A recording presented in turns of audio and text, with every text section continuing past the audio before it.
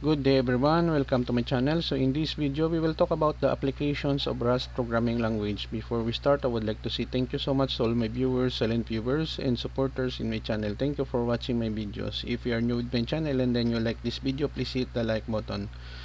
Don't forget to share and please support my channel guys by clicking the subscribe button. So let's begin. Applications of Rust programming language. Rust is a statically typed systems programming language that was designed with a focus on safety, performance, and concurrency. It has gained popularity for its unique features and has a wide range of applications across different domains. Here are some common applications of Rust. Number 1. Systems programming. Rust is often used for low-level systems programming tasks such as operating systems, device drivers, embedded systems. It emphasizes on memory safety and zero-cost abstractions, make it a compelling choice for these applications. Number 2. Web development. Rust can be used for building web applications and APIs. Frameworks like Rocket and Actix provide tools and libraries for building high-performance web services. Number 3. Game development. The game development industry has shown interest in Rust due to its performance and control over hardware resources. Engines like Mist and GIS are used to create games in Rust. Number 4. Networking and distributed systems. Rust is well suited for network programming, making it a good choice for building network applications, servers, distributed systems. Libraries like Tokyo and Async STD provide asynchronous input-output support. Number 5. Cryptocurrency and blockchain development. Rust is used in the development of blockchain platforms and cryptocurrency projects because of its memory safety and performance. Projects like Polkadot and Solana are built with Rust. 6. Command line tools. Rust is an excellent choice for building command line tools due to its performance and ease of use.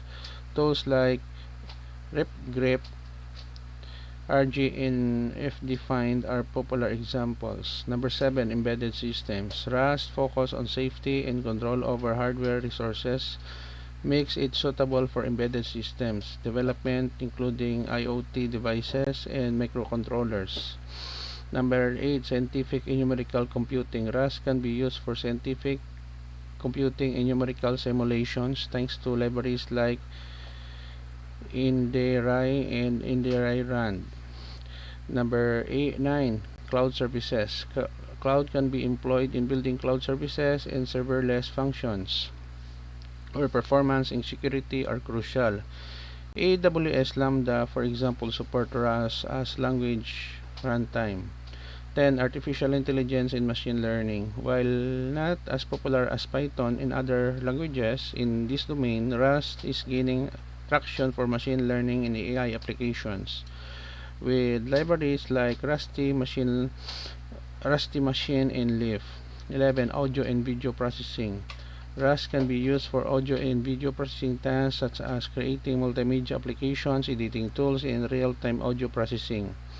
12. Data engineering and data science. Rust is not the most common language for data science, but it can be used for data engineering tasks and building data pipelines. 13. DevOps and infrastructure. Rust can be employed in DevOps workflows, infrastructure as code, and automation scripts due to its performance and ease of integration with other tools. 14. Security. Rust is used in security critical applications such as VPN clients, password managers, and security auditing tools because of its strong safety guarantees. 15. Cross-platform development. Rust platform capabilities make it suitable for developing software that runs on multiple operating systems such as desktop applications and libraries. Rust's versatility and focus on safety and performance make it a compelling choice for a wide range of applications, for low-level system programming to high-level web development and beyond. Its growing ecosystem and community support contribute to its increasing adoption in various domains. Okay guys, so this is the end of my report on the applications of Rust programming language. Thank you so much for watching. I hope that you have learned something new in this video. Don't forget to like, share, and please support my channel guys if you are new by clicking the subscribe button. See you in the next video tutorial guys. This is your friend Jake saying bye bye for now.